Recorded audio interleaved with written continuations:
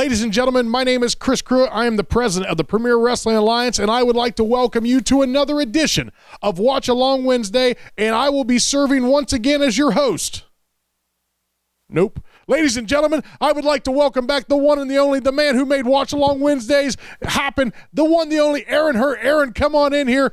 I am excited to have you back, and the fans at home I know are excited as well. Well, it's exciting for me as well to be back here for another edition of Watch Along Wednesday. I have to say, franchise player Chris Pruitt, you did a commendable job holding down the fort. Now, what, in fact, do we have in store for the fans this week? Well, I am glad you asked because I have got a very special guest for you this week on Watch Along Wednesday. It's you, Aaron. Aaron Hurt is going to be the subject today. Now, listen, I know you've never stepped into the ring, and with good cause, but I've got to know, Aaron, you have got to have a favorite match in the history of the Premier Wrestling Alliance, and we would like to call that match today. Well, since you put me on the spot and I don't have much time to think it over, I'm going to come with the first thing that comes to mind. A very special match, a match that I believe the fans out there on YouTube never got to see. The fans that were in the PWA arena are the only ones to have seen this match. Now you've got me interested. I'm excited now. Okay, this is from February of 2020. It is a six-man tag team match. It features a very special guest that we had now. I think you're catching on. We had the one and only Sam Houston here. He teamed up with Tommy Forte and Rowdy Randy, and they faced off against the Gold Standard. You want to talk about a match that brought down the house. This is it. So, since you have given me the opportunity, let's go into the vaults and pull out Sam Houston in six-man tag team action right here at the PWA Arena.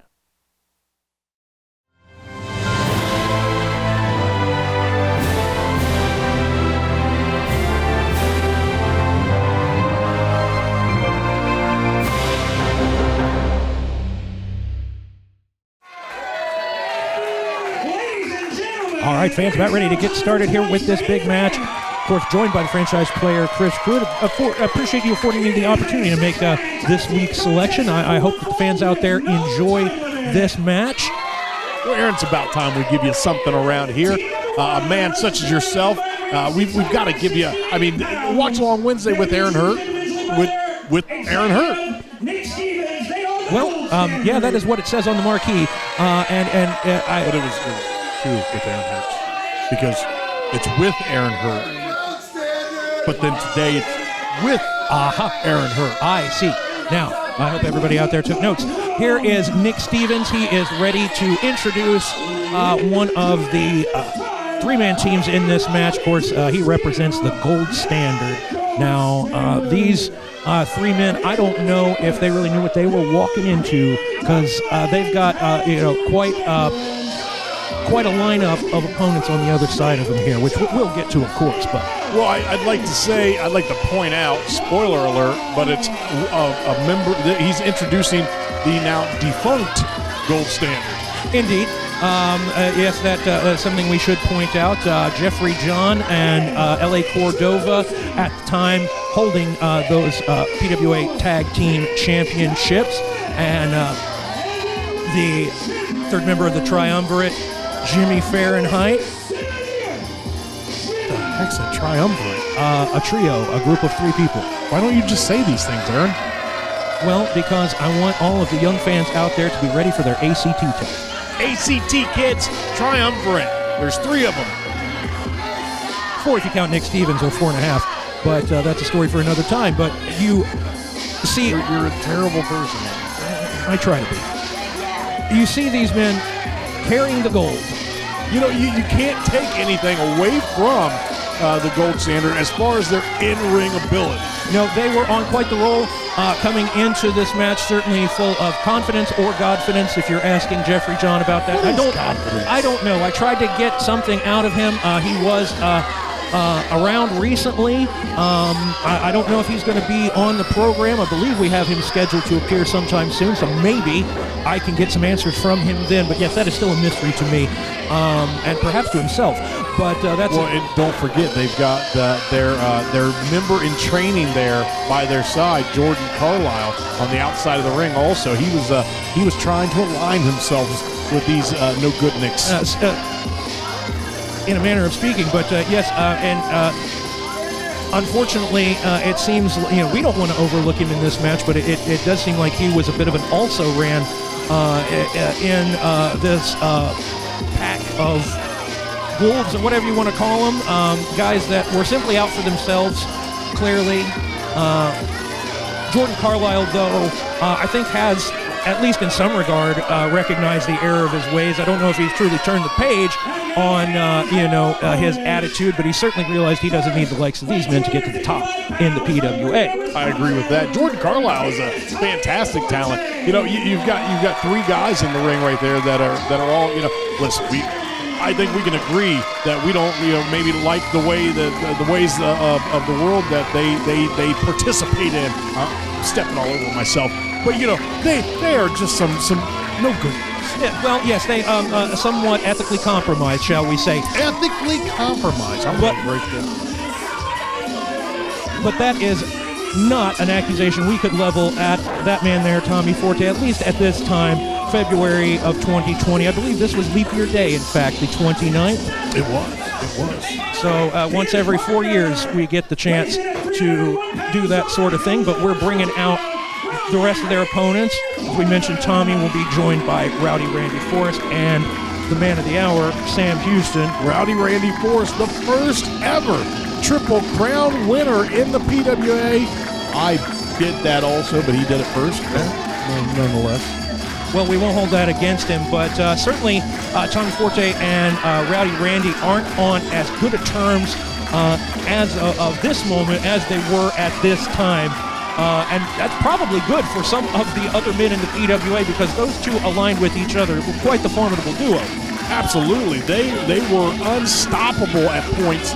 And, you got the outlaw Tony James, who stuck his nose into that relationship and really soured it for the worse. Indeed, and it turned what was a very close partnership into a very intense rivalry between those two men. But we are going to get back to the task at hand, because, as we said, here he comes, Sam Houston. Now, for the fans that don't know very much about this man, we're going to go through a franchise player, and you correct me if I am mistaken on any of these points, but he is the son of Grizzly Smith, whom longtime wrestling fans will know. Really longtime wrestling fans will know him as a member of the tag team, the Kentuckians. That's well before even my time, and probably yours too. Absolutely. But those go back to the 60s, but they were as well-known and revered as any team at that time. But Grizzly Smith went on to work with Cowboy Bill Watts in Mid-South Wrestling. Grizzly Smith, also the father of Jake the Snake Roberts, the half-brother of Sam Houston. There's the man himself right there, the man of the hour. Right, all the way from Texas. I mean, as big and bad an hombre as we've ever had the pleasure of bringing into the PWA. Well, I tell you, when we had the opportunity to bring in Sam Houston, and his management team called us up, I was super excited to bring him in, for all the reasons that you're saying, and we're not even done listing some of the accomplishments of Sam Houston. We're just talking about his pedigree. But Sam Houston, he's been in every major promotion. He's in the UWF, in the NWA, in the WWF. He's done it all. He was a member of the GWF roster down in Texas, and he's just done so much in the world of professional wrestling, as well as his family.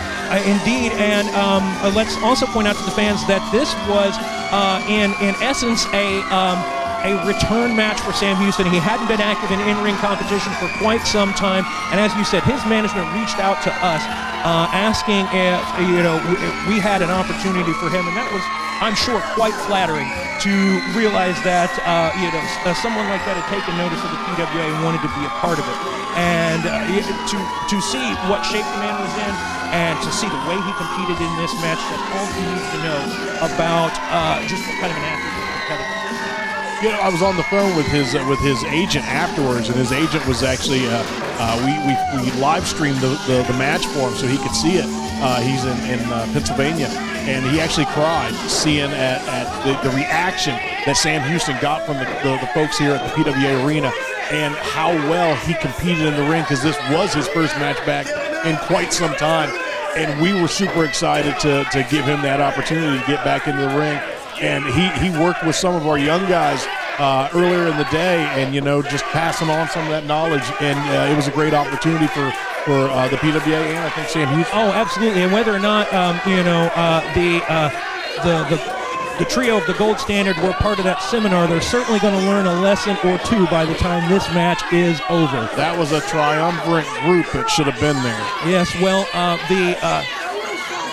the opposing triumvirate we see here deciding who is going to start the match. We have That's like, hey, do you want me to punch you in the face or you want me to punch you in the back of the head? There we go. Yeah, exactly. It's like being the nicest guy in prison. It doesn't really count for all that much. But it looks like we are going to see Sam Houston start things off. And as we were saying, you pointed out quite well, the man has such a breadth of experience.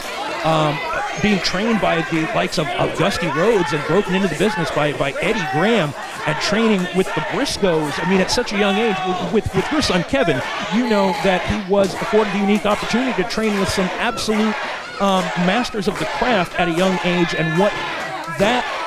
how that experience propelled him into the wrestling business.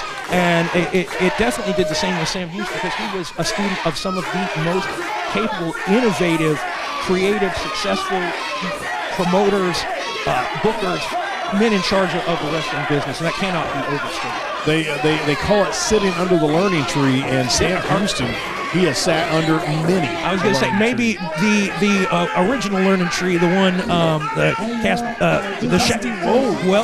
or the big Ernie Ladd, who was also a close confidant of that inner circle in Mid-South.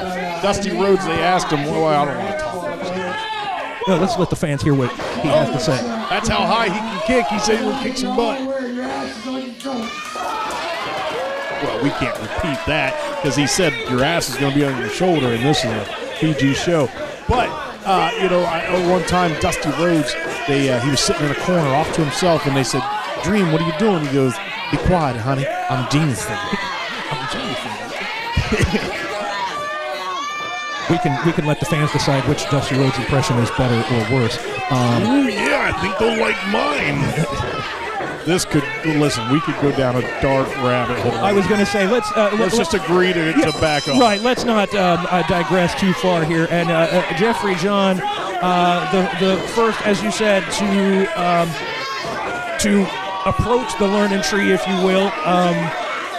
Sam Houston's such a massive man. He's Rowdy Randy Forrest is 6'5", 6'4.5", 6'5", and Sam Houston's got to be every bit of 6'6". Yeah, and he's trying to see Jeffrey John trying to push Sam Houston.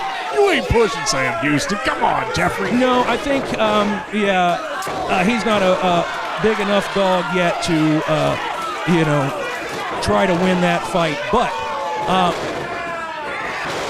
Look at that. I mean, on his knees, he's backdropping men all over the ring. But as we said, that's what he learned. He broke into the business in the early 80s.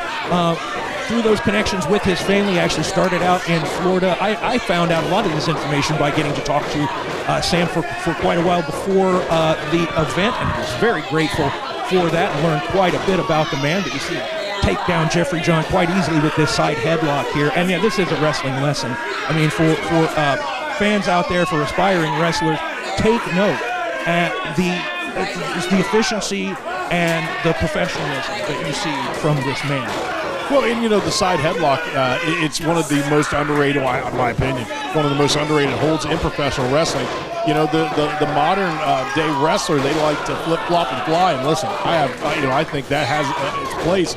But if I've got you in a side headlock, that flip, flop, and flying ain't going to do nothing. Indeed, and yes, that's a great way to ground somebody like Jeffrey John. He can't fly if he can't stand. And Tommy Forte, using his power and his strength advantage, got that rear chin lock clamped on. Well, that's what they need to do. Jeffrey John needs to be grounded. He is a bit of a high flyer, and if you allow him the opportunity to fly, it can be dangerous. And you see how quickly he was able to come up with that jawbreaker there and get some separation.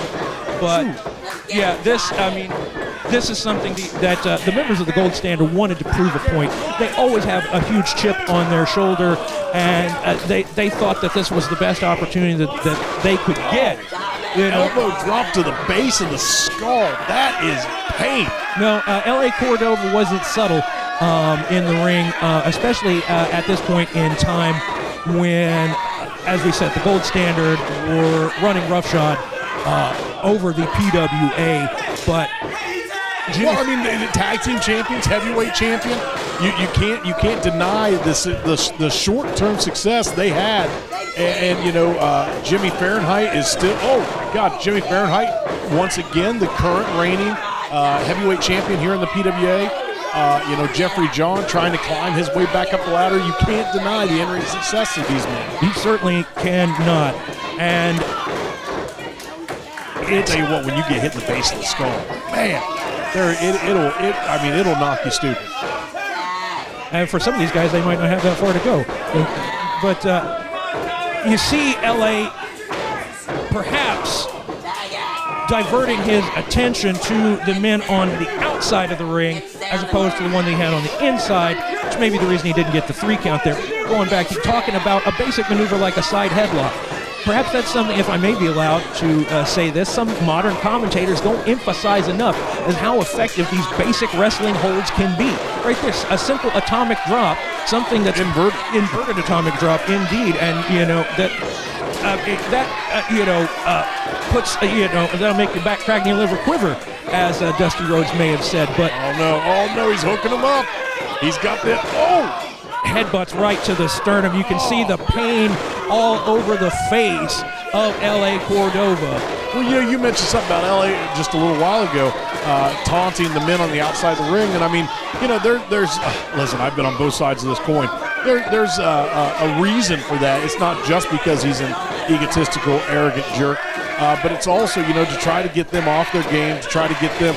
You don't want them to fight with sense. You want them to fight with heart. Because as soon as you throw the skill out, you know, it's a different ballgame. No, absolutely. Once you can get them out of their game plan, acting impulsively, impetuously, doing something that would create an opening that their opponents could then exploit. But that's what makes. Did I say all that? In so many words. Yes, you did. I'm really glad to have you back.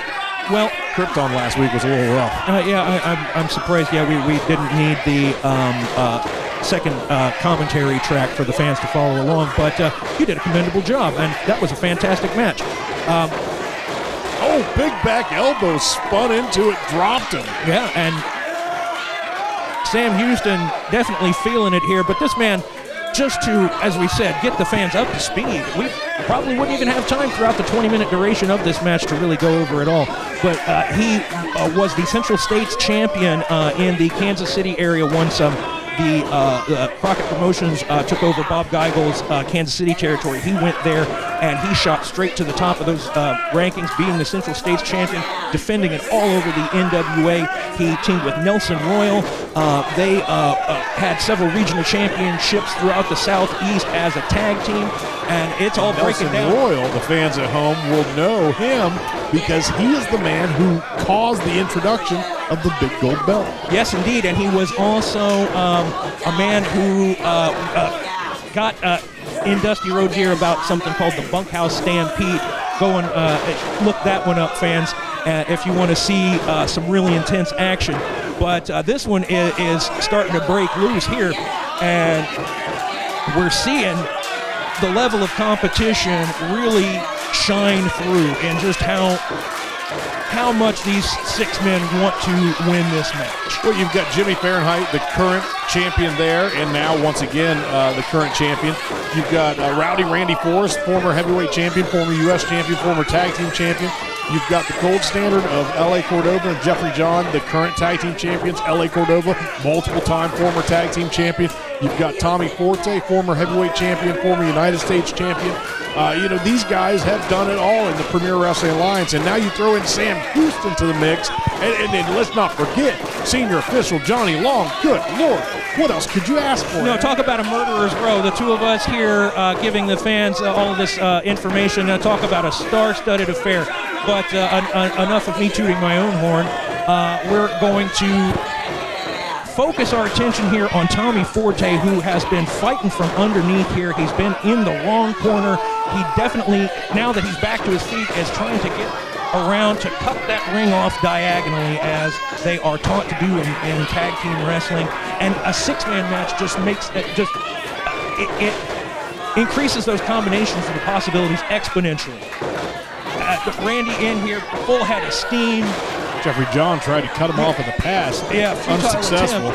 And it ended up getting his partner with, it might have loosened a few of those pearly white teeth there, that big leg drop. But, I mean, Sam Houston was in the very first match on the first Survivor Series, the first 5-on-5 elimination match in Survivor Series history. I did not know that. Teaming with the Light. I remember the Blue Blazer was on that team. I think one of the Killer Bees. Want to say Jim Brunzell. Brutus the Barber. The Ultimate Warrior. So that would be 5, wouldn't it? Including Sam Houston. But, yeah, talk about... And let's not gloss over the fact that his story and his family story is going to be featured, as far as I know, on an upcoming episode of Dark Side of the Ring, Season 3. Good plug for that on the Vice Network. A fantastic show that I've enjoyed practically every episode of it. Cannot wait to hear what they have to say. I'm looking very much forward to hearing the story. It's not just the story of Sam Houston, but the story of Sam Houston and his whole family. Yes, and Roberts, Grizzly Smith, Sam Houston. Well, and Rock and Robin, I was going to say, we did not mean to overlook her earlier, former WWF Women's Champion, sang America the Beautiful at WrestleMania 5. Just going to sing that. Well, if anybody knows that... Did she sing America the Beautiful? That was easy for me to say. America the Beautiful, or did she sing the Star Spangled Banner? I don't know. We'll have to go back and check the archives, but she was given America the Beautiful, I remember. Yes, she was given the honor of kicking off that show. I believe it's the only time an active competitor has ever... I tell you what, you can hear the people in this in this arena just going crazy. You know, this was our second to last live event before the pandemic broke out. And this was listen, I knew the fans were going to be excited to see Sam Houston in there, but they were beyond excited, beyond what I thought. Oh, big sidewalk slam. And Sam Houston was so excited. We were excited to have him. The fans, it was jam-packed. Oh, I said one more show, and then we're out of here for a while. Yeah, we had the opportunity, as this match definitely appears to be building towards a conclusion. A climax, if you will. All 6 men. Oh, big bulldog. Talk about the coup de grace. That's got to be it for Jeffrey John right there. I think he busted a cornrow out of there. Look at the level of excitement on the face of Sam Houston.